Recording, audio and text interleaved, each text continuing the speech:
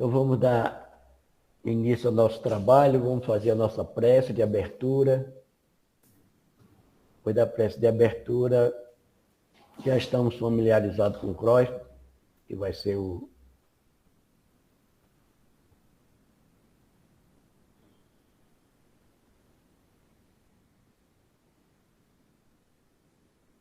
o nosso Mestre Jesus. Quem quiser fechar os olhos, fique à vontade. Quem não quiser, pode ficar com eles abertos. O importante é a sintonia mental que nós precisamos ter, pedindo ajuda da equipe espiritual da sala Chico Xavier, da sala de estudo Chico Xavier, envolver a todos os espíritos presentes, encarnados e desencarnados, buscando a inspiração do Mestre Divino e da equipe espiritual, solicitando e rogando a nossa mentora espiritual, Dona Joana de Ângeles, para que ela possa envolver nosso irmão Croft nesta noite de hoje.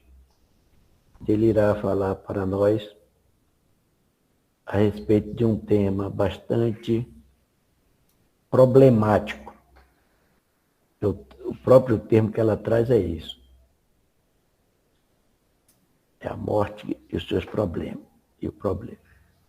Então a gente vai pedir ao Mestre Jesus, a equipe espiritual, a todos os que estão aqui na sala, os encarnados e os desencarnados que nos acompanham, pela afinidade, pela vontade de estudar e de aprender,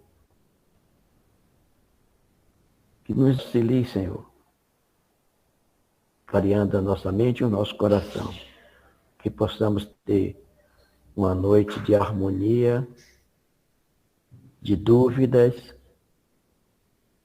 e de vontade de aprendizado. E assim, em teu nome, em nome da equipe espiritual, rogamos a permissão para abrir o trabalho desta noite. Assim seja. Então, Croft, você já está antenado com o que Alberto disse. Você tem mais ou menos de 30 a 35, pode estender até 40. Acredito que sim. Então, antes de passar a palavra a você, sobre o futuro, que hoje o assunto do livro é o futuro do homem, a morte e seu problema no subitem.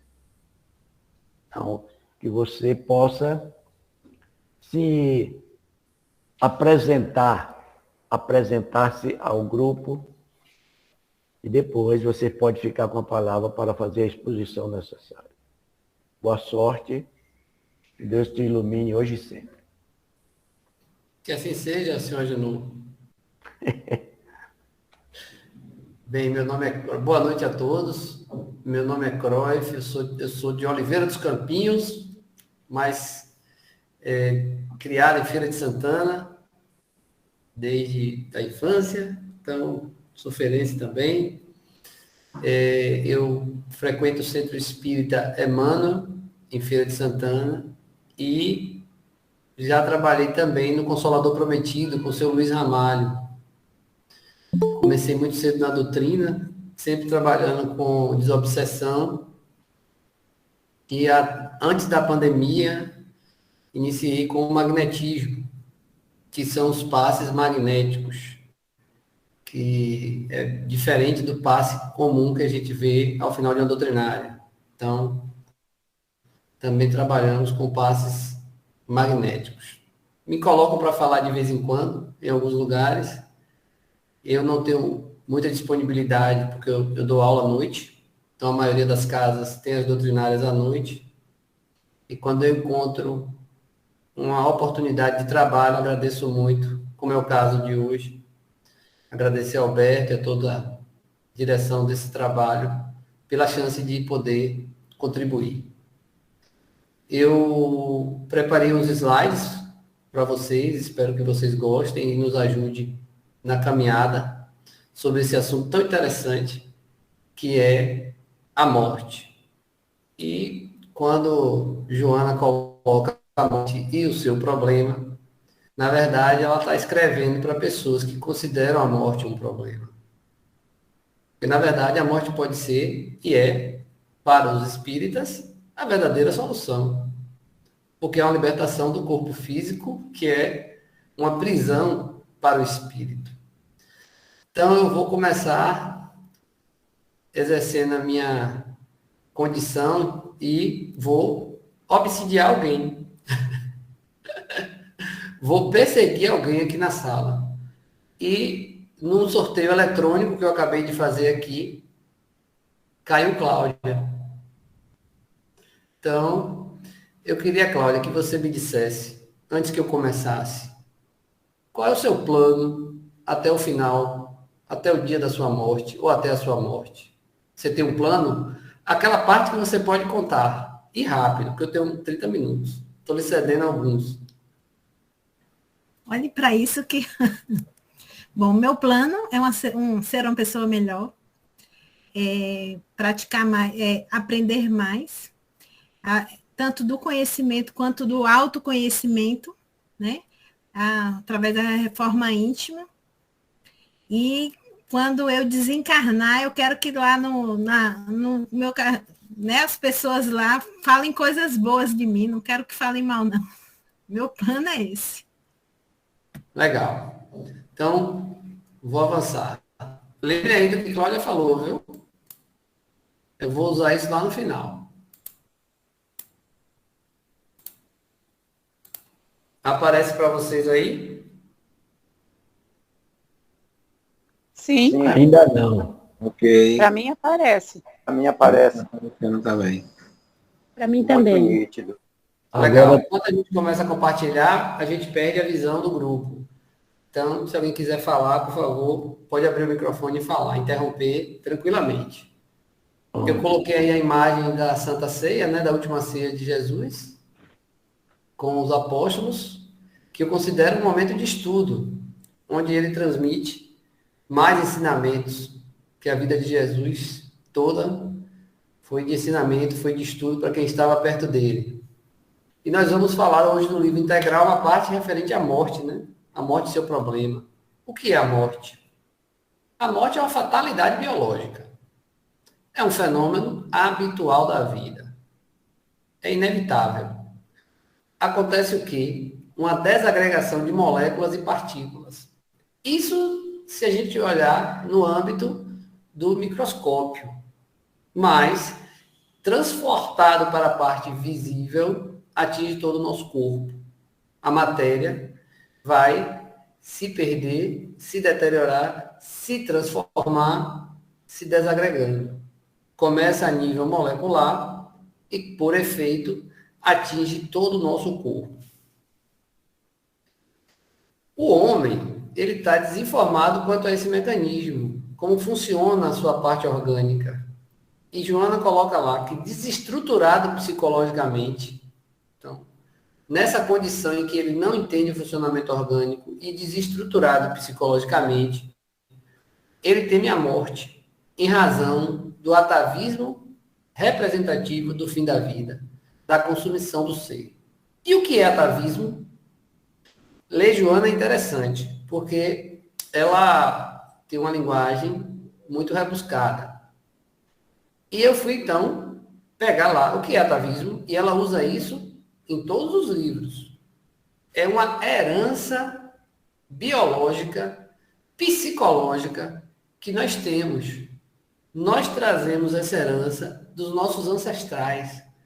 Isso vem desde da antiguidade, desde da pré-história. Nós temos atavismos. O próprio corpo humano foi se modificando e, às vezes, as pessoas nascem com uma vértebra a mais, que é como se fosse uma cauda. É chamado de um atavismo. Mas nós também temos atavismos psicológicos, que ficam enraizados. E um deles é esse temor da morte, por acreditar ser o fim. Então, nós acreditamos já de muito tempo, o ser humano acredita de muito tempo, que a morte é o final. Vai acabar. Para fugir desta realidade, que é inevitável, foram criados cultos religiosos, cerimônias, para diminuir esse acontecimento, escamoteando. E o que é escamotear? é fingir que nada aconteceu, é esconder, como se não tivesse acontecido aquilo, mas acontece. Então, as cerimônias e cultos religiosos tendem a diminuir esse acontecimento, transformar ele em um sofrimento menor, como se fosse uma coisa passageira. Como é que funcionava na Grécia Antiga? Na Grécia Antiga, os funerais, que inclusive influenciaram os atuais católicos, correspondiam ao velório, a uma procissão e ao enterro ou cremação. O corpo era preparado normalmente por mulheres e era comum colocar uma moeda ou na boca, ou sobre a boca, ou nos olhos, para que a pessoa pudesse pagar pelo transporte entre o mundo dos vivos e o mundo dos mortos, a Caronte, que era o barqueiro. Você precisava entrar no barco de Caronte para atravessar do mundo dos mortos, dos vivos, perdão, para o mundo dos mortos. Já no Egito, eles cultuavam, eles acreditavam que a pessoa voltaria à vida, mas voltaria no mesmo corpo. Por isso, a mumificação e a tentativa de preservar os corpos o máximo possível. Além disso, eles deixavam ao lado das pessoas os objetos que elas precisariam ao retornar à vida. Então, é comum você encontrar armas e utensílios domésticos próximo aos corpos mumificados, porque eles acreditavam que ao retornar, a pessoa ia precisar usar o que estava já habituado. Joana escreve que neuroses e psicoses graves se estabelecem no indivíduo em razão do medo da morte. Paradoxalmente, nas expressões maníacos-depressivas, levando o paciente a suicidar-se ante o temor de a aguardar. Aí eu fui. O que é neurose? O que é psicose? Neurose é um termo que Freud utilizou para designar defesas que nós criamos para suportar a realidade. Não é físico, é mental. E para Freud, todos nós somos neuróticos. Sem as neuroses, não conseguiríamos viver. Criamos mecanismos para nos defender. Só que essas neuroses podem se transformar em neuroses graves. São as pessoas que têm mania de limpeza, mania de segurança, mania de horário. E tem as psicoses, que são mais graves que a neurose. É quando o sujeito perde o controle dos seus pensamentos, perde a noção de realidade. Ele vive em uma fantasia. Então, quando a pessoa entra nesses estados de neuroses e psicoses graves, e aí ela cita os maníacos depressivos, que na linguagem atual são as pessoas que sofrem do transtorno bipolar, a pessoa pode estar extremamente exaltada e um tempo depois estar extremamente abalada, depressiva, sem vontade para viver. E aí há o risco iminente do suicídio.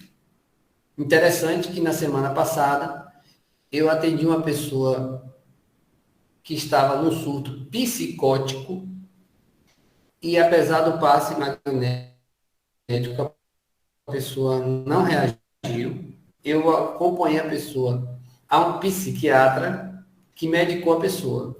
E uma das perguntas que o psiquiatra fez foi: você pensa em se matar? E a pessoa: não, eu sou espírita. Eu sei que se eu me matar, a coisa vai ficar pior. Então ele estava com psicose, mas ele tinha uma consciência de que o suicídio não era uma solução por conta da sua espiritualidade já. Numa análise psicológica profunda, um homem teme a morte porque receia a vida. Transfere inconscientemente, veja, isso é importante, inconscientemente, ele não faz porque quer. Ele transfere o pavor da existência física para o da destruição ou transformação dos implementos que a constituem, Então, normalmente, quem tem medo de morrer, na verdade, está fugindo da vida, fugindo de viver. Porque a gente vai morrer, independente do que a gente acreditar. Mas se a gente ficar esperando, lutando, em relação ao momento que a gente não sabe quando vai chegar, é porque nós estamos, na verdade, fugindo do momento atual, que é a vida. Estamos deixando de viver. E muitas pessoas fazem isso de forma inconsciente. Acostumado a evadir-se das responsabilidades, a fuga, mediante desculpas, o acontecimento inevitável que é a morte é um desafio que o homem não quer enfrentar. Por consciência, por culpa, passando a detestar esse enfrentamento. Quantas e quantas pessoas não admitem sequer falar de morte? Ah, não gosto desse assunto. Não quer falar disso. Por quê? Então, o homem busca desculpas para não enfrentar esta realidade, porque é uma realidade da qual ninguém escapa.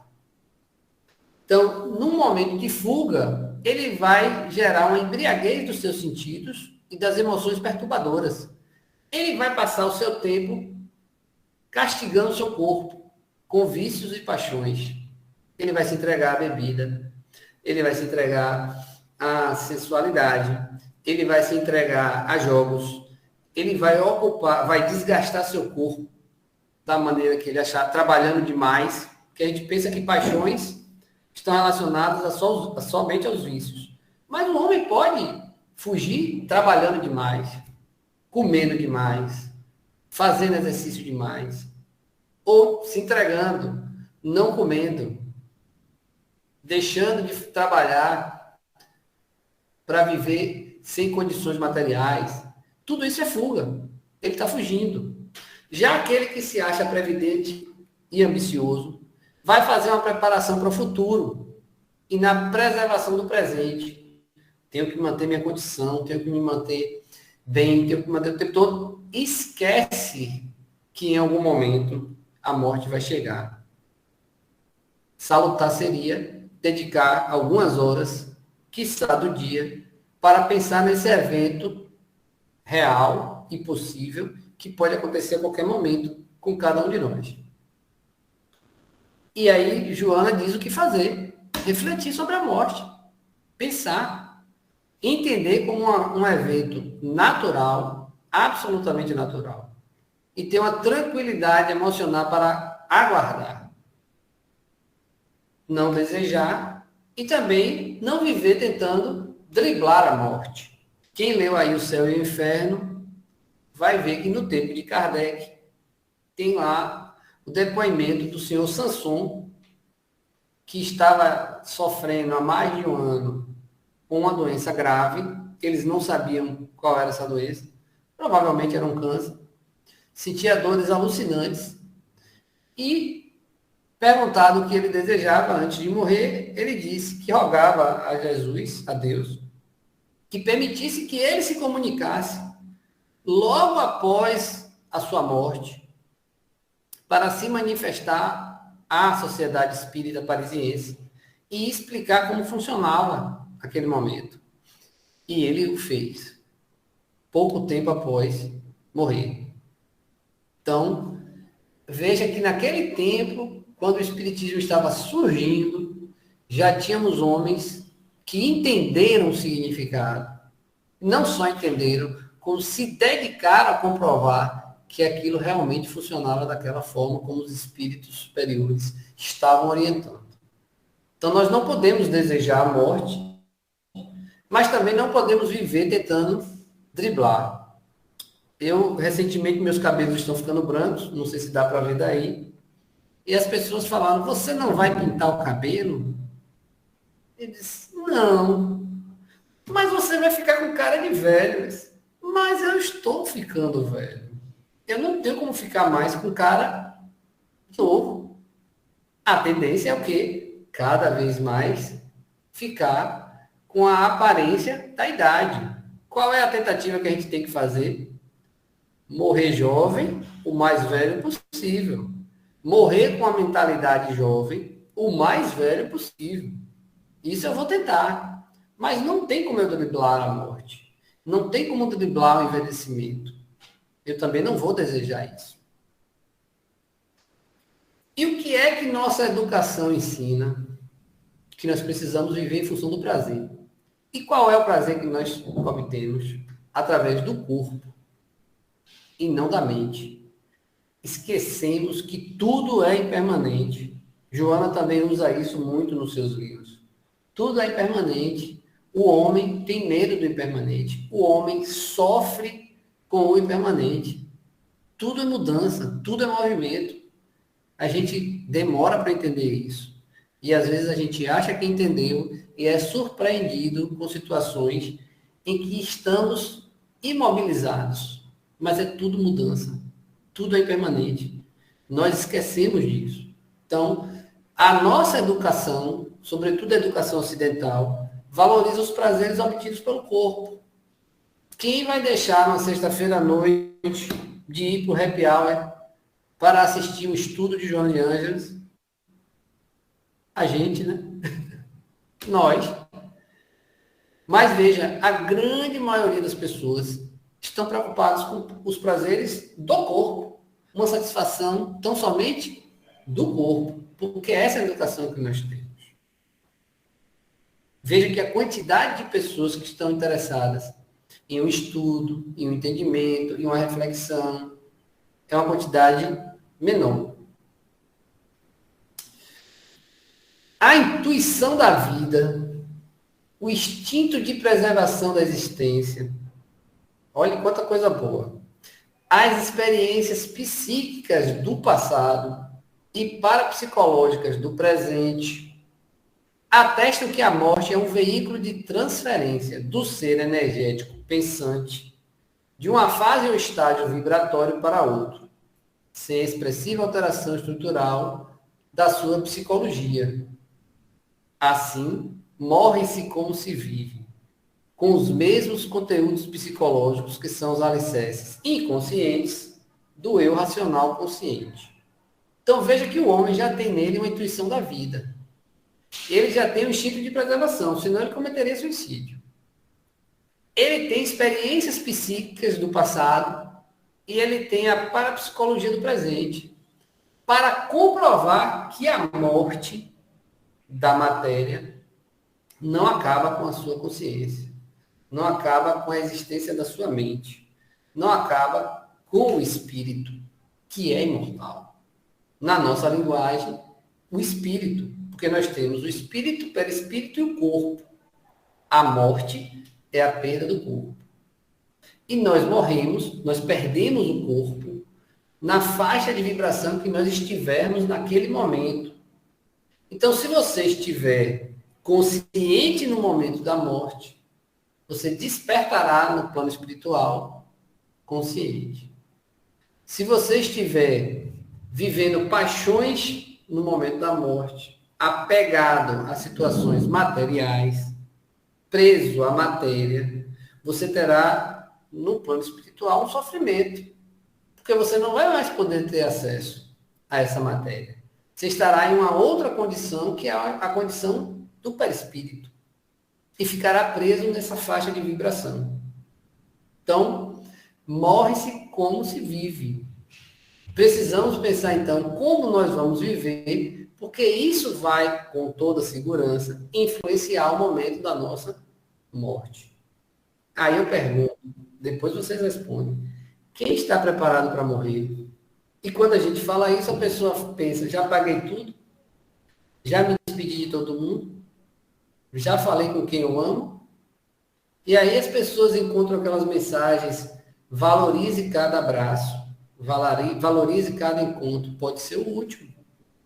Na matéria, sim, pode ser o último, e por que não? Então, precisamos lembrar disso. Então, o homem tem um instinto de conservação importantíssimo para evitar que ele procure o suicídio. Ele tem a sua religiosidade, e essa questão da religiosidade, não estou falando só da espírita. Todas as religiões tendem a indicar ao homem que a morte é só uma passagem, mesmo que ele acredite que vai dormir profundamente, o sono dos evangélicos, mesmo que ele acredite que ele vai para o céu ou para o inferno, ou ficar no purgatório, como os católicos. Então ele pode acreditar em várias possibilidades religiosas, mas em todas elas, em todas, ele terá uma esperança de que após a perda da matéria, existe uma continuidade. Além disso, experiências psíquicas, psicológicas e mediúnicas já comprovam que a perda do corpo não representa a perda da consciência, a perda do espírito, porque ele é mortal. E isso aconteceu antes da doutrina espírita. Já no século XVIII, os homens já tinham consciência, alguns homens já tinham consciência de que a alma era imortal por conta de experiências psíquicas. E quando eu digo psíquicas, eu vou usar o termo que a gente está mais acostumado, experiências anímicas, onde o próprio homem conseguia, em uma determinada exaltação da consciência, o que se chama também de consciência alterada, ele se colocava numa condição que ele conseguia ver a distância, ouvir a distância, saber o que estava acontecendo a quilômetros de distância, responder o que estava atrás dele, sem virar.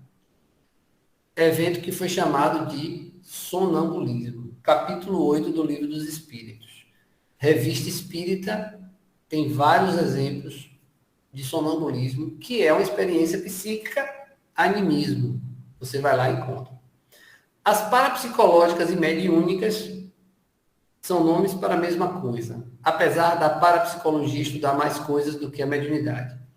A parapsicologia vai estudar a telepatia, vai estudar outras questões, quando na mediunidade nós sabemos que é a utilização de uma pessoa como intermediário entre um plano e outro. A parapsicologia estudou mais coisas e a mediunidade também. Então, se você tem a oportunidade de conversar com uma pessoa que já está do outro lado, fica difícil você não acreditar na continuidade após a perda do corpo. Interessante é que muito espírita que doutrina espíritos já desencarnados tem medo da morte e muitas vezes não tem essa consciência tão clara de que isso vai acontecer e que vai ser apenas uma passagem de um local para o outro. De qualquer forma, aí vai o conselho de Joana para as pessoas. De qualquer forma, reservar espaços mentais para o desapego das coisas, desapego das pessoas e desapego das posições, analisando a inevitabilidade da morte. Vai desligar? Só um minuto. Que obriga o indivíduo a tudo deixar.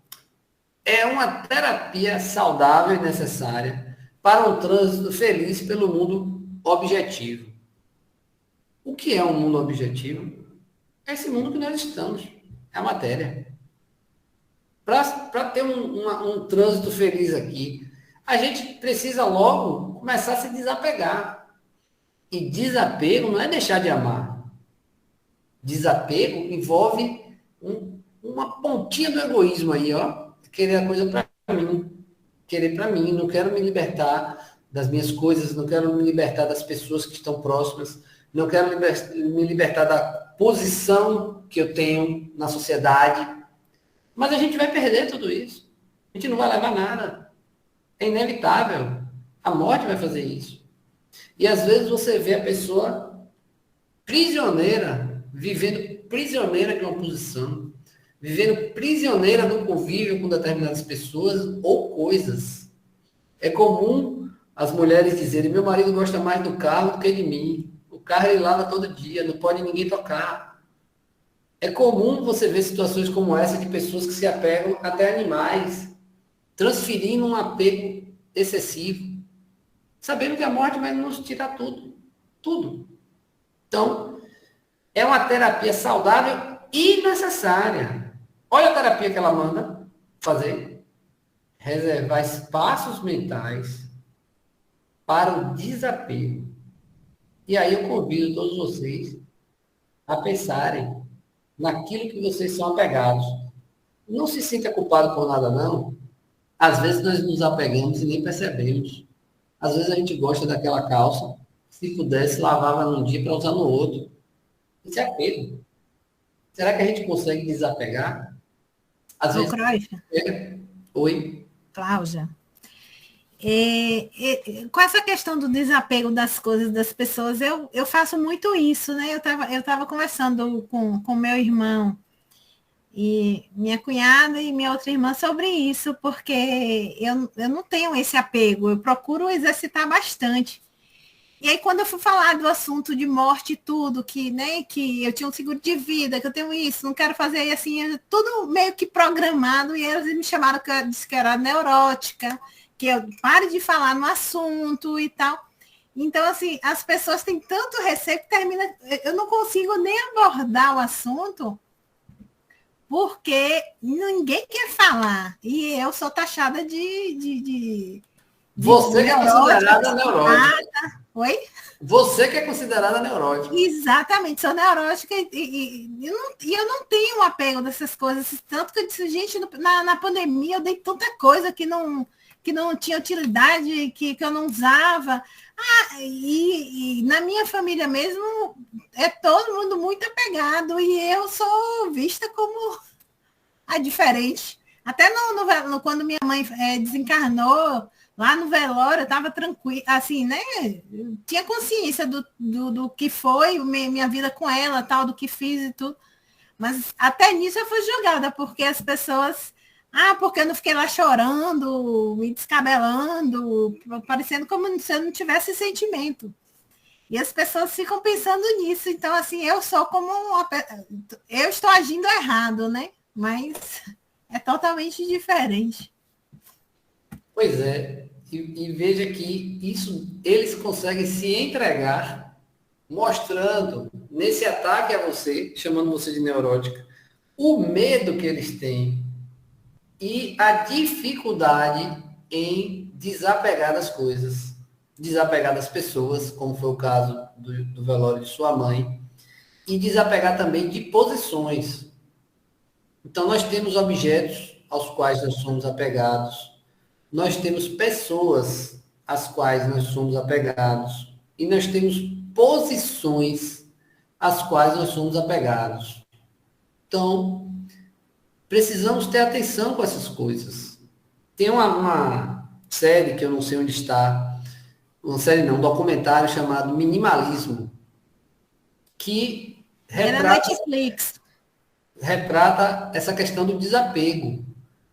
Mas ele é radical, então a gente não precisa ser radical, porque ele se desfaz de tudo, para começar, ele guarda tudo dentro de caixas e diz que só vai tirar da caixa o que precisar. E se demorar muito, ele vai pegar a caixa, ele não abrir, ele vai jogar fora. Para só ter na vida aquilo que ele precisa usar. Mas isso mostra que nós não precisamos de tanto para viver. E quando eu fui olhar, eu tinha lá, na pandemia, 5 tênis. E eu só consigo usar 2, no máximo. Tudo descascando, descosturando, descolando, sem uso. Vai fazer o quê? Doar. Tem que doar. Pessoas que não conseguem doar roupa. Não, roupa eu não dou. Pessoas que não conseguem se libertar e conseguem ter vários itens de um mesmo objeto, acumulando com parte da sua residência apenas para guardar objetos.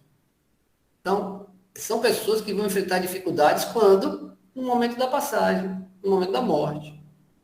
E nós espíritas trabalhamos para ter uma consciência melhor.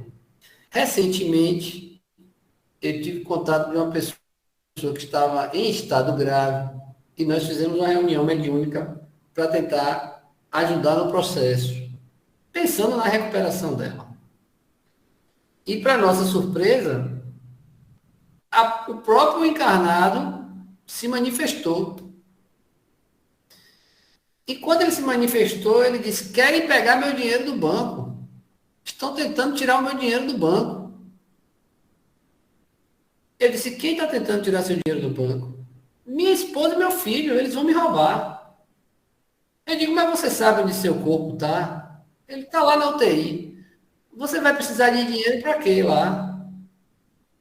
Ele é verdade, eu não vou usar para nada, né? E sua mulher vai pagar as contas como se ela não conseguir tirar o dinheiro? Relaxe para que sua saúde possa ser restabelecida. Busque auxiliar a recuperação do seu corpo físico, se isso ainda for possível. E se liberte desse apego ao seu dinheiro. Tem quanto lá mesmo para saber se o senhor vai me emprestar? Ele tem uns 5 mil reais. Eu digo, o senhor está preso por causa de 5 mil reais e deixando o seu corpo lá sozinho? Tente auxiliar na recuperação, se ainda for possível.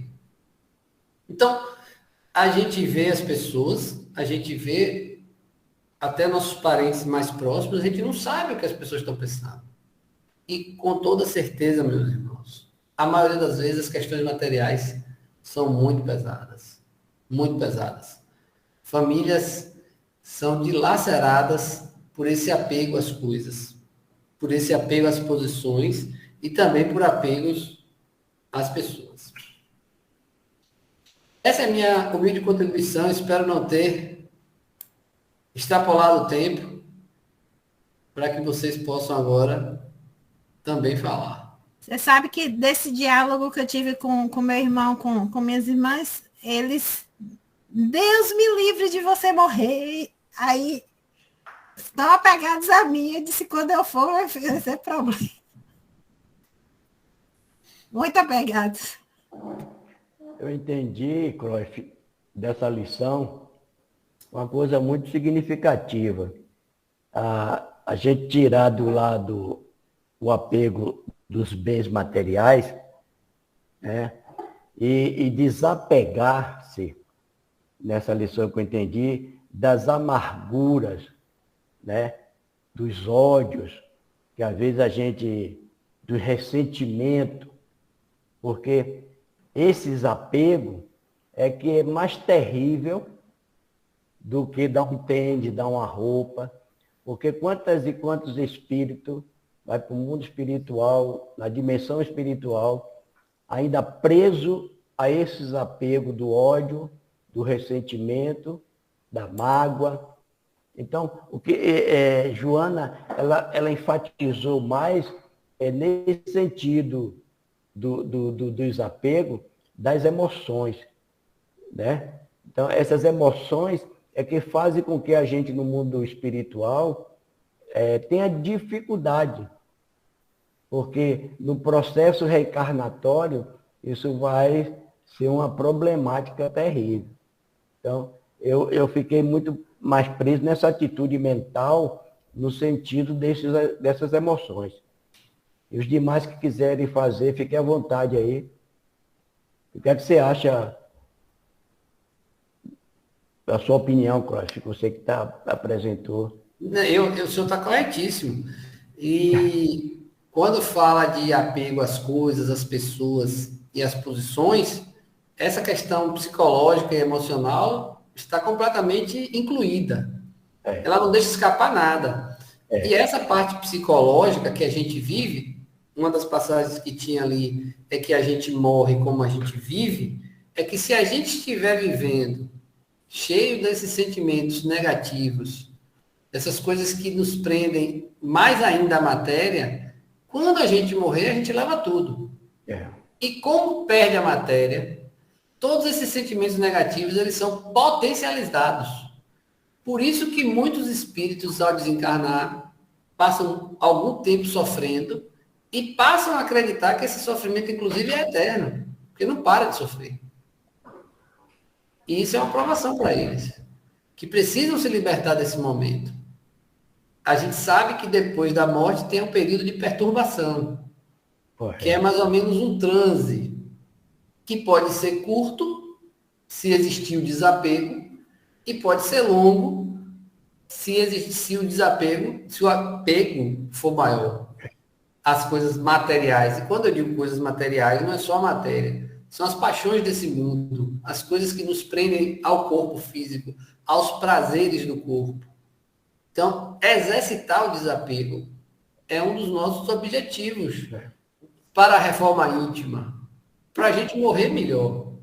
Quando eu perguntei o que Cláudia desejava, qual era o plano de vida de Cláudia, é porque as pessoas normalmente falam, eu quero ter uma casa, eu quero comprar um carro, eu quero formar em não sei o quê, eu quero ganhar dinheiro, eu quero não sei o quê. Sim, veja que a nossa visão é diferente. O espírita pensa como?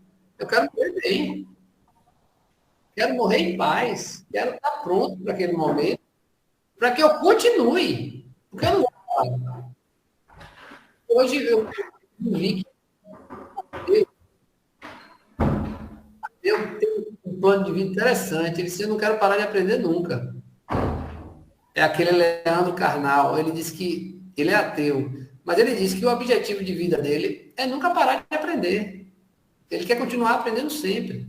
Porque a gente não vai parar. Então, se eu continuar aprendendo, a tendência é estar melhor. Sendo que esse aprender tem que avançar não só no campo intelectual, como também no campo moral.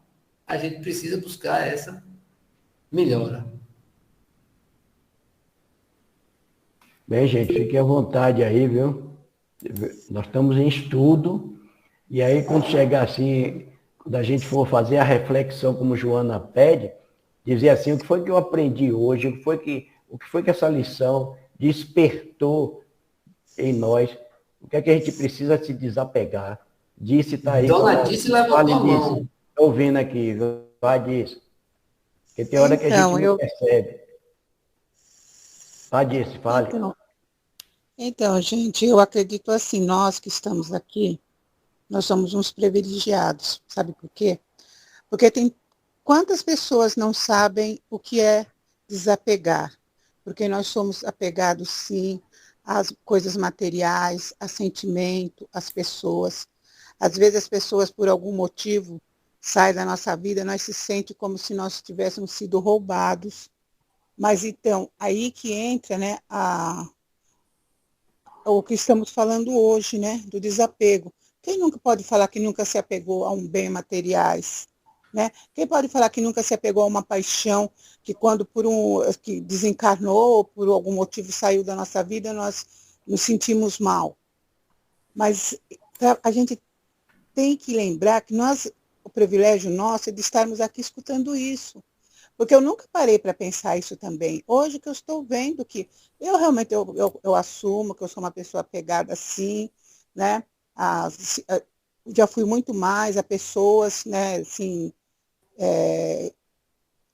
coisas, né, assim, que nem, assim, no final do ano mesmo, né, que a gente fez aquela limpeza na casa, eu tinha um armário embutido, gente, eu tinha tanta coisa, mas me doeu tanto desapegar daquilo, vocês não podem imaginar, sabe, e doando, e às vezes jogando, sabe, coisas assim que eu fazia anos que estavam ali, eu não tinha precisão daquilo, mas me doeu desapegar. Então, quando a gente escuta, né, assim, uma conversa do desapego, a gente lembra quanto que eu sou apegada, pessoas, né, que às vezes a pessoa, assim, está ali, filhos, né, assim, casa, vai viver, e a gente se sente abandonada porque estávamos apegados àquilo, sendo que não perdemos a pessoa, né, é o ciclo da vida que gira. Então, a gente, muito boa, assim, essa explicação. Eu nunca tinha parado para pensar. Eu sei que eu sou apegada, eu assumo. Hoje trabalho isso em mim, né? Fui muito mais apegada, mas ainda tenho, sim, sabe? Aquelas pedras, sabe? Aquelas pedras lá que eu, particularmente, tenho jogos de pedras, aquelas que a gente compra, que fala que tem energia, né? Eu tenho apego naquilo, e às vezes minha filha fala assim, quando você morrer, eu vou jogar tudo isso fora. Eu falo assim, não, pelo amor de Deus, não joga fora minhas pedras. E ela já fala de verdade, ela fala assim, isso daí não tem sementinha para nada. Quando morrer, ó, enterro no dia, no outro dia, eu jogo tudo no lixo. E até dela falar assim, me dói. Aí que eu fiz? Eu conheci uma pessoa que também tem pedras, que gosta dessas pedras, né? Que não sei, eu acredito que, não sei, depende da cabeça, né? Eu particularmente gosto, eu falei, ó, quando eu partir, pega minhas pedras para você e não tive coragem de desapegar ainda não, gente. E para falar a verdade, não tenho coragem. Eu limpo, sabe? Eu lavo, sabe? Ali, mas eu não... Então, eu preciso... eu sei que eu preciso, sim, melhorar muito. Eu, falar a verdade, eu não tenho coragem de dar minhas pedras, não. Em vida, não tenho não, gente. É isso. Cláudia. Depois, Alberto falou Alberto. primeiro, né? Levantou a mão primeiro. Cláudio, é o seguinte, você falou no início aí que a gente deve morrer com a mentalidade jovem. É na questão assim da vitalidade, porque a gente vê muitos jovens ainda, por falta da experiência, cometer alguns desatinos, né? Me explica aí direito melhor, para eu entender. Morrer com a mentalidade jovem. Na verdade, Alberto, isso aí é um memezinho, uma mensagem que aparece nas redes sociais, que a pessoa não deve se entregar à idade, que os efeitos da idade não podem afetar a nossa mente. A gente tem que ter uma mentalidade jovem, uma mentalidade de que a gente pode fazer as coisas. É óbvio que eu hoje não tenho o mesmo vigor físico de quando eu tinha 20 anos, mas eu posso ter uma mentalidade que me permite querer fazer as coisas, querer aprender mais, querer estudar. A idade não pode impedir, o tempo não pode me privar de conseguir fazer as coisas. Então, eu tenho que me sentir jovem para ter força, para ter motivação, para conquistar mais coisas, mesmo estando já com o corpo descendo a ladeira. Porque todos nós subimos e depois descemos a ladeira. Kardec começou a codificar a doutrina com 50 anos. Então, a gente tem que se sentir jovem, mesmo avançando na idade. Isso foi uma fala minha, nesse sentido, de que a gente tem que se preservar. Não importa a idade do corpo. O importante é a nossa mente, como a gente se sente, como a gente se planeja, como a gente pretende morrer. Então, morrer com o espírito jovem, com a mentalidade jovem, que a gente continua, que a gente pode continuar fazendo, aprendendo, ajudando, estudando. A ideia é essa.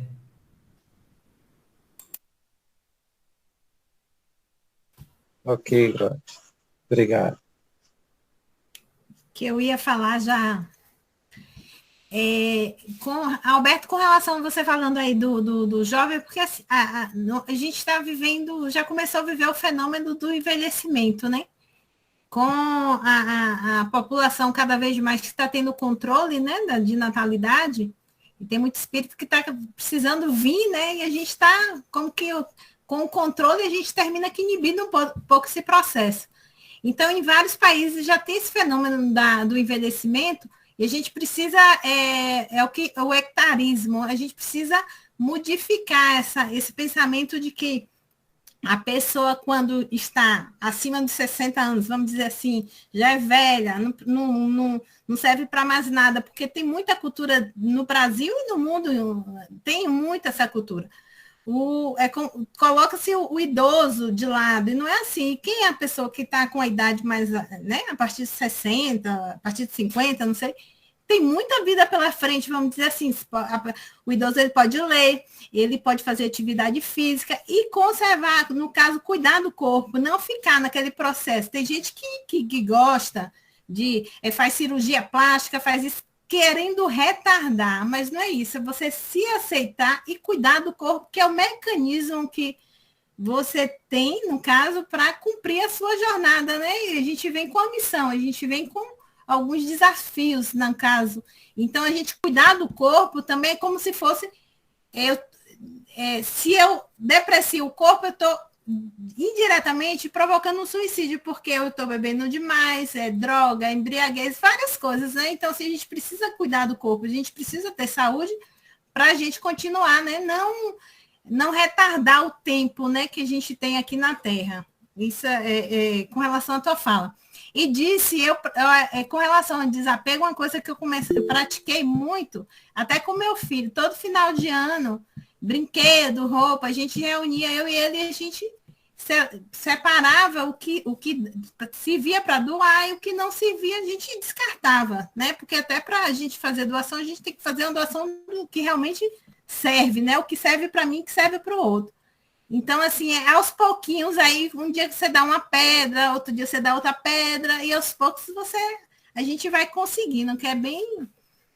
Sim, Cruyff, com relação ao que você falou das neuroses, assim, às vezes eu fico pensando que eu sou um pouco neurótica com relação a isso, desse desapego, que eu fico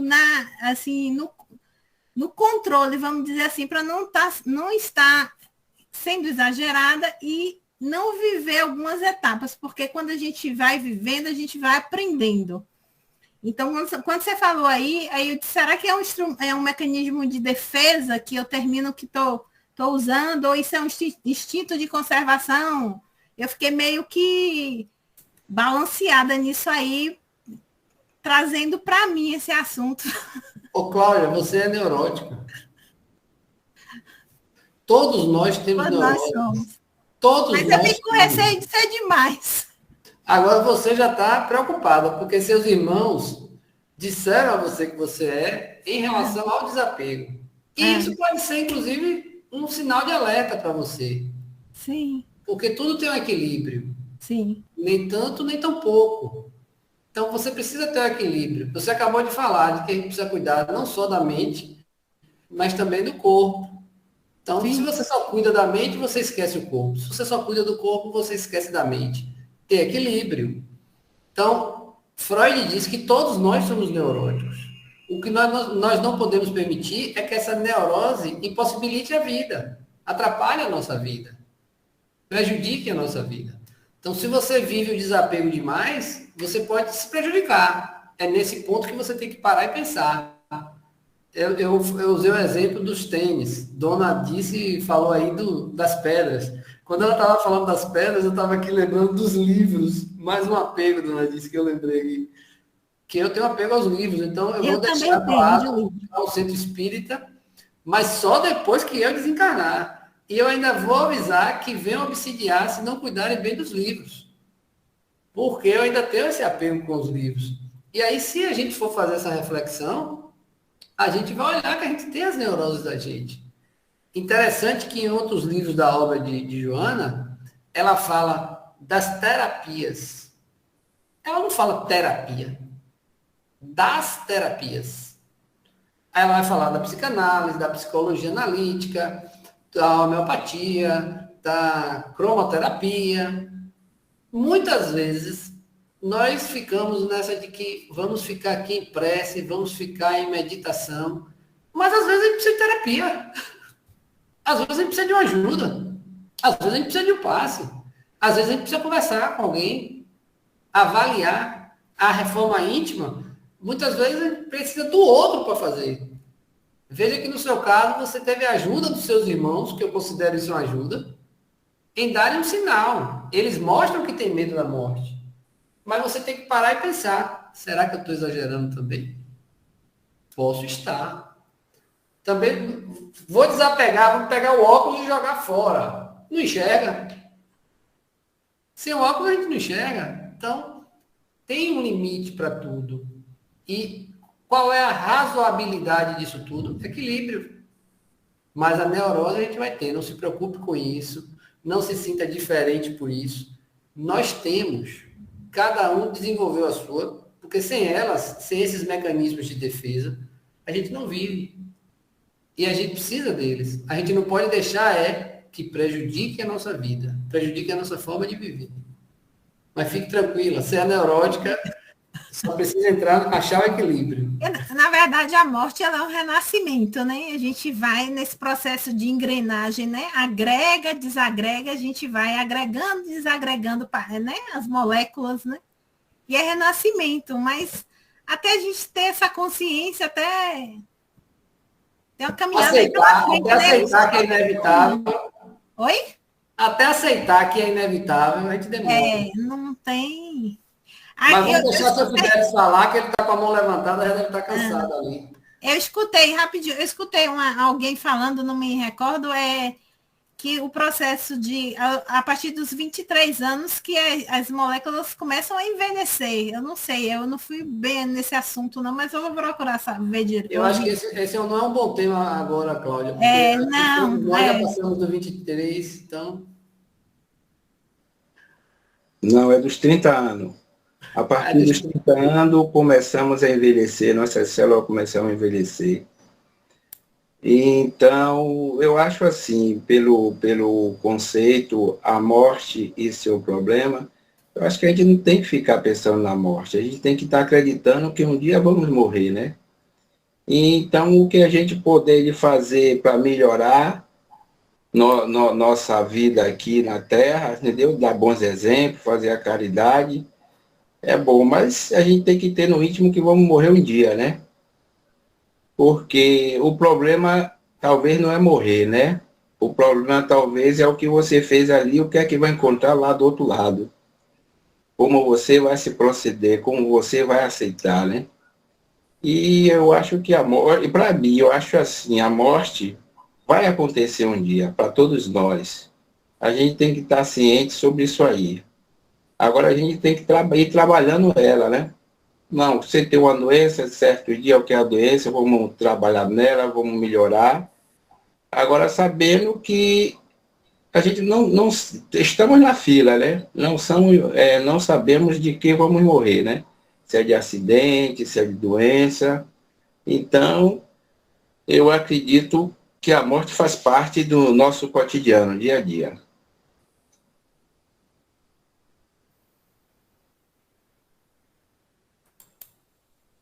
Mais alguém gostaria de participar da noite de estudo? Vou fazer uma pergunta aqui para a Cruyff.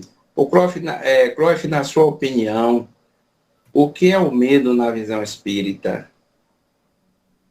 O medo? O medo da morte na visão espírita.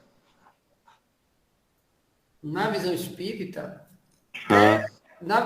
Joana falou que o medo da morte faz a gente fugir da vida. Na verdade, é fugir de viver. Mas o medo da morte na visão espírita, eu entendo que é o medo de transferir do plano material para o plano espiritual. Porque a gente não sabe o que vai encontrar do outro lado, né? O medo que um espírita pode ter da morte, consciente de que é inevitável e de que é apenas uma transformação, uma mudança de plano, do plano material para o plano invisível, é saber o que nós vamos encontrar do outro lado. São muitos os relatos de pessoas que são aguardadas por familiares que já desencarnaram, que ficam, inclusive, ao redor da pessoa quando está doente, a pessoa quando passa por um processo de doença. Os familiares que já estão no plano espiritual vêm ao seu encontro para recebê-lo na pátria espiritual. Mas tem pessoas que podem ser atacadas quando chegar no plano espiritual por obsessores. Então, o espírita, ele deve pensar 10 vezes, né, em como ele quer morrer e no que ele vai fazer aqui até chegar esse momento, consciente de que, nesta passagem, livre do corpo, ele estará vulnerável aos obsessores, aos seus inimigos desencarnados, mas também estará suscetível de reencontrar antigos afetos, né?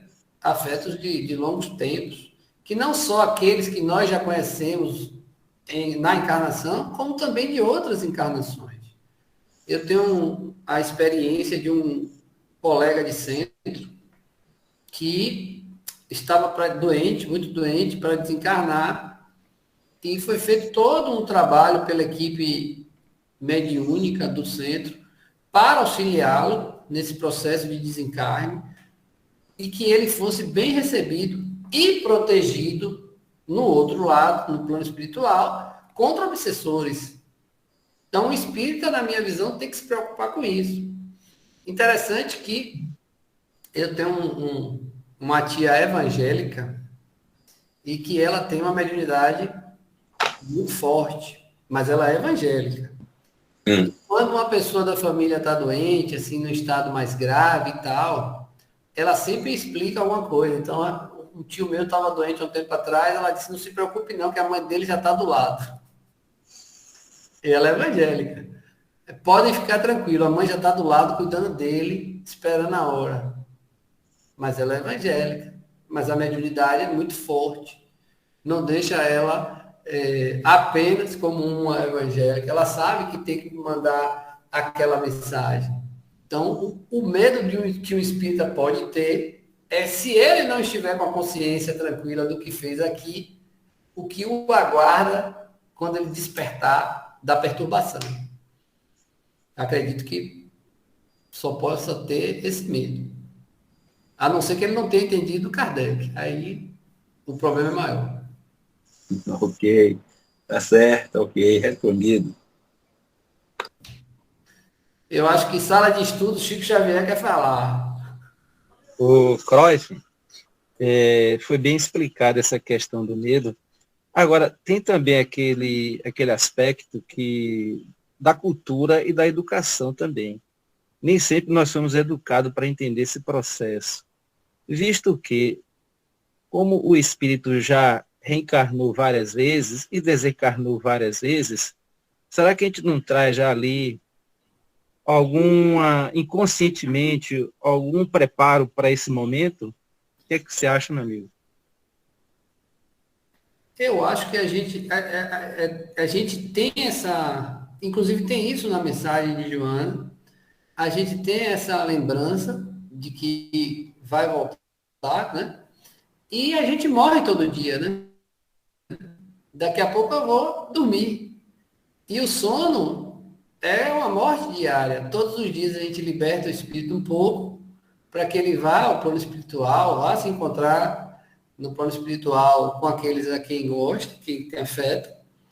E no outro dia a gente retoma as nossas atividades.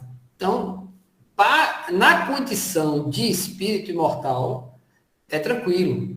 A questão é que quando nós voltamos para a matéria, o que acontece? A gente não lembra. E por que a gente não lembra? Porque a gente tem que passar por coisas aqui que a lembrança é pior. Vamos evoluir para, quem sabe, no futuro, ter essa condição melhor de encarnados na Terra. Mas hoje a gente não pode lembrar de tudo. A gente só lembra do que é necessário ao nosso progresso aqui nesse momento. Então, o homem em si traz pessoas que trazem essa memória. Tem pessoas que trazem memórias das encarnações anteriores. Crianças que contam como morreram na encarnação anterior. E são objeto de estudo. Não pela doutrina espírita, não, por psiquiatras. Um dos maiores psiquiatras do mundo que já desencarnou, Ian Stevenson, ele tem mais de 2.500 casos de lembranças de encarnações para provar cientificamente que não existe a morte para o espírito, apenas para o corpo. Então, as crianças chegam e relatam, não, eu morri, não sei aonde e tal, minha família estava lá. Aí ele vai lá e conta as pessoas que a criança falou, que a criança reencarnou e a família ainda está viva. E ele vai e descobre que a história é verdadeira. Então, nós trazemos, sim, afinal de contas, está tudo gravado no nosso perispírito, essas memórias de outras vidas e essa intuição de que a vida não acaba, intuição de que a vida continua. Isso está no homem desde o início dos tempos. Os filósofos gregos já diziam que a morte se assemelha ao sono. Nada mais é do que o sono, só que de uma forma mais permanente, porque o corpo deixa de existir, mas a consciência continua viva. Interessante que André Luiz trata na literatura dele sobre os 3 aspectos da mente, né? É o consciente, o subconsciente e o consciente. Então, esse inconsciente, esse iceberg, porque já imaginou se a gente trazer à tona toda essa experiência, aí é que a neurose vai ficar mais aguçada. O corpo não aguenta. Interessante quando o Fideli, eu me lembrando aqui, falar sobre o medo é um instrumento eficiente para lutar ou fugir. Então, o medo ele faz parte. Agora, quando a gente tem um medo excessivo, aí é uma das 3 categorias da neurose. Porque a neurose é o medo, a obsessão e a histeria. como já dizia Freud. Né? Então, se a gente tiver medo, essa é tudo, eu não vou na rua com medo, que eu não, aí isso já é neurose. Porque é o seguinte, quando a gente enfrenta o medo ele vai ser, se a gente vê um cachorro raivoso, vamos dar um exemplo, cachorro, o que é que acontece com a nossa mente, o cérebro? Já fabrica o hormônio necessário para que a gente não fique pego de surpresa. Ou corra, se defenda, fugindo ou lute. Então, essa é a função do medo. Já imaginou se a gente não tivesse medo? Não precisa ir muito longe, não. Bastava lembrar da barata. Pronto. As mulheres aí que têm medo de barata. Rapaz, não me fale de barata não, porque eu já passei um constrangimento, porque eu fui plagiar, agora me lembrei, fui plagiar Francisco Cândido, nosso Chico. Chico disse que quando a mulher perguntou se tinha medo de barata, ele chamou de frescurinha. Que frescurinha? Aí todo mundo deu risada. Aí no nosso centro teve uma barata que surgiu, aí eu plagiei centro, o Chico, eu digo, ô, minha filha, deixa de frescurinha com uma baratinha, eu só faltei apanhar na casa espírita. Então... É muito apego. Eu só faltei apanhar porque eu fui falar. Agora, Chico falando, todo mundo sorri. A Genô falando, foi ofensa. Entendeu? Então, é isso que a gente precisa, ter esse desapego desse sentimento ainda que a gente carrega de rivalidade, de ódio, de vingança. E isso é que não vai fazer bem, que vai ser um processo obsessivo. E como você falou bem, Cláudio, tudo tem que ser o centro, o equilíbrio, nem para uma ponta, nem para outra. Então, se a gente tiver equilíbrio, é o que Joana diz. E no final, ela coloca com muita propriedade, ter o hábito de ser eficiente no sentido de ser uma pessoa boa.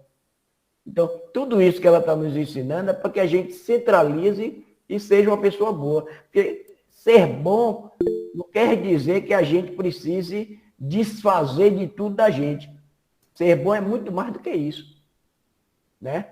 Ser bom é mais do que tudo isso de bens materiais. Ser bom é ter um comportamento coerente com aquilo que você está pregando, com aquilo que você faz. Isso é que é ser bom. Pois não, Cláudia, fique à vontade.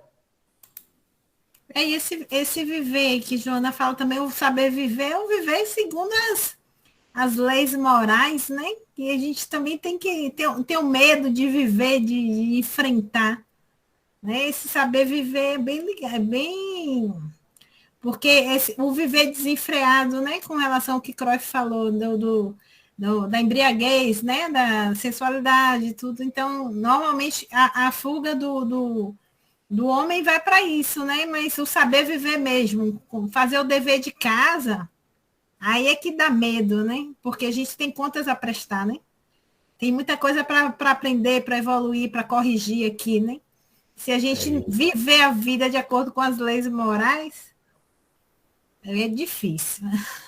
Está na consciência, é só relembrar. Interessante, e sobre a morte, Camille Flammarion tem uma obra extraordinária.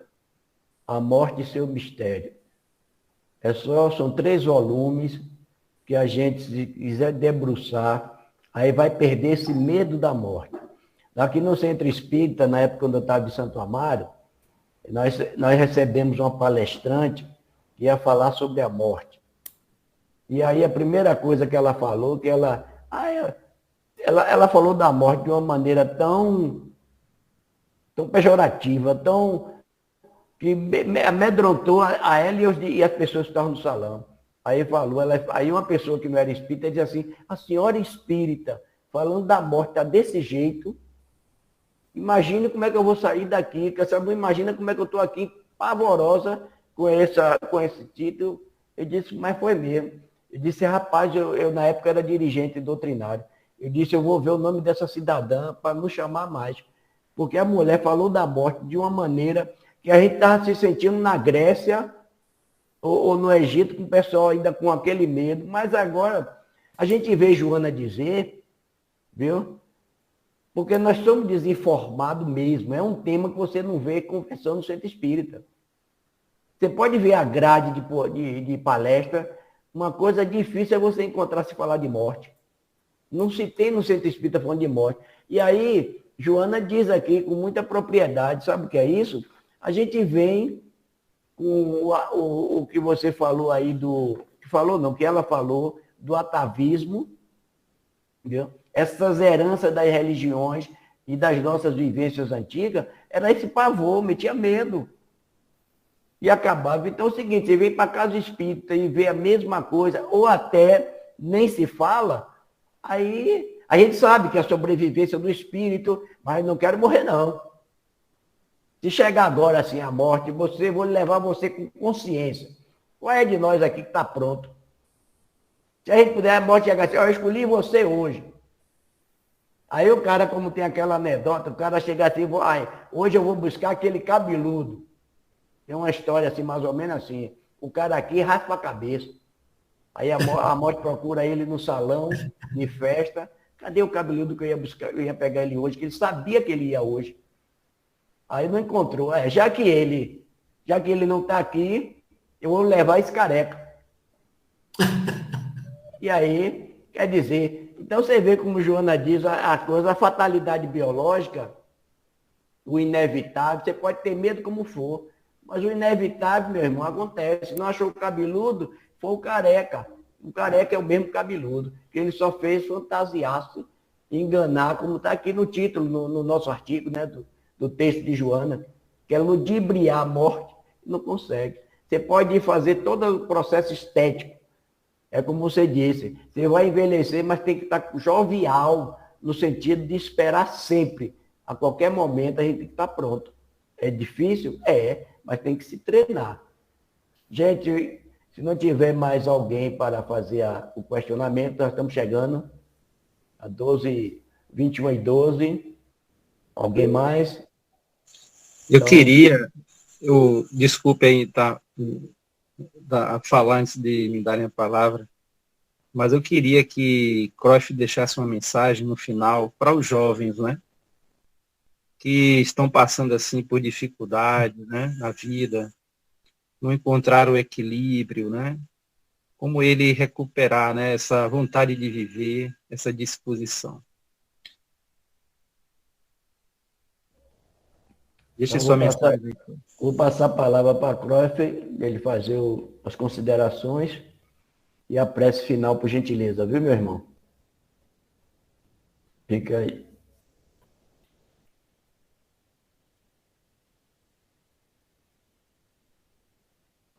Está desligado o seu... Está sem áudio. Pronto.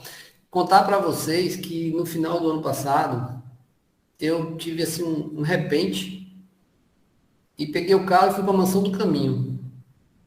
Assisti uma palestra presencial de Divaldo, no sábado à noite. E chegando lá, estava tendo um feirão de livros.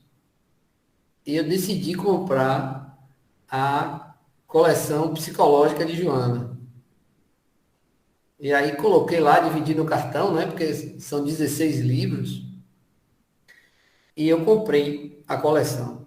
Não consegui nem assistir a palestra de forma presencial, porque estava lotado. Eu fui para uma sala à parte, assisti um telão para poder ver Edivaldo.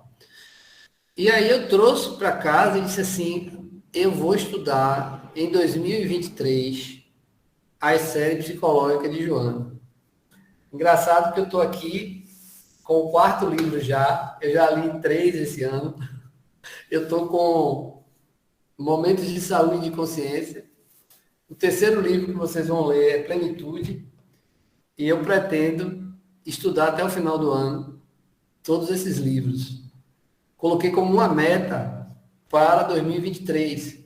Porque a gente fica lendo tudo, lendo romance, lendo artigo, lendo pedaço, e nunca conseguia ler a série psicológica. Aí eu disse, não, em 2023 eu vou ler a série psicológica e fico feliz de participar com vocês do estudo.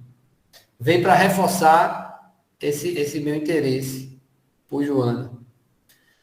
E indico também para vocês um canal no YouTube do AME, que é a Associação Médico Espírita, que eles têm lá já gravado toda uma série de palestras. São muitas palestras, devem ter mais de 70 palestras, desde o primeiro livro até o último, estudando Joana de Ângeles.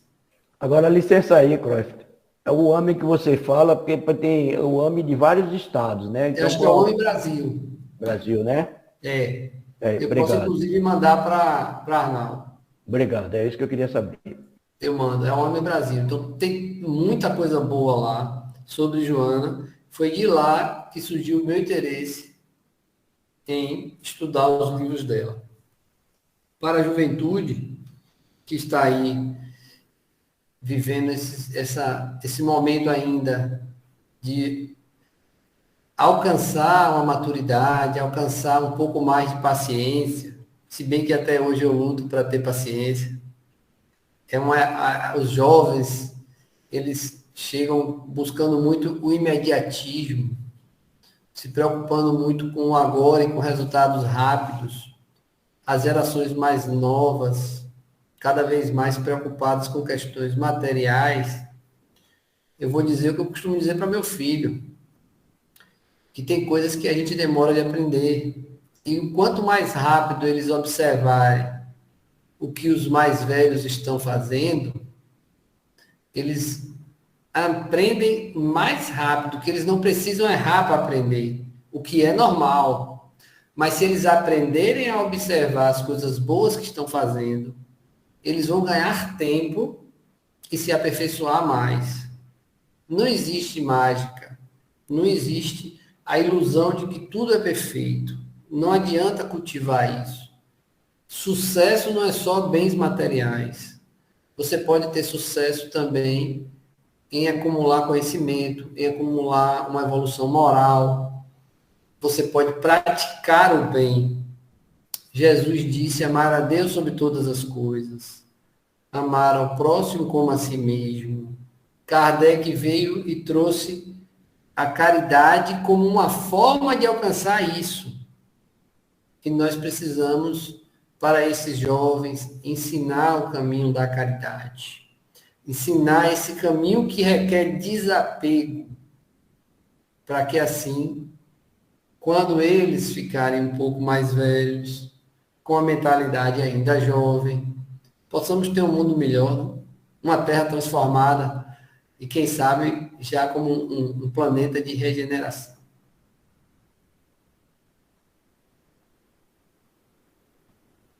Posso fazer a prece? Ou alguém quer fazer a prece? Eu sugeri você, mas se alguém quiser... Eu posso fazer. Porque se não tiver nenhum voluntário, você mesmo faz, viu, Cláudio? Exatamente. Estou aqui. E vamos lá, porque a prece nada mais é do que a gente permitir que as emoções, que os nossos melhores desejos se manifestem. Não são as palavras que vão interferir nesse momento, e sim as melhores intenções. Como está sendo gravado, que essa prece também possa alcançar as pessoas que a qualquer tempo e a qualquer momento assistam a esse momento nosso de estudo, né? Esse maravilhoso encontro que nós tivemos essa noite. Então vamos agradecer a espiritualidade, vamos agradecer a Deus por permitir a companhia da espiritualidade em nossas vidas, atuando através da intuição, nos mostrando os melhores caminhos, nos auxiliando cada vez mais no desapego, para que possamos desapegar e nos dedicar mais à prática do bem, à prática da caridade, ao aperfeiçoamento individual, contribuindo para o coletivo. Que cada um onde está na sua residência tenha ao seu redor bons amigos espirituais, bons fluidos. Se ao nosso lado existir algum irmão ainda em condição de imperfeição, de ignorância, de dificuldade, que as nossas preces possam auxiliá-los.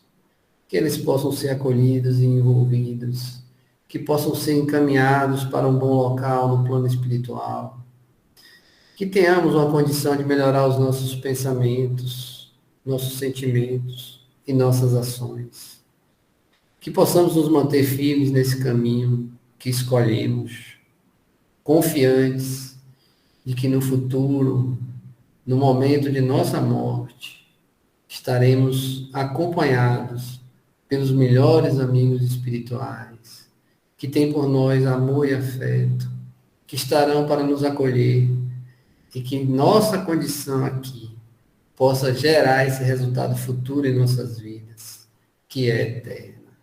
Que assim seja.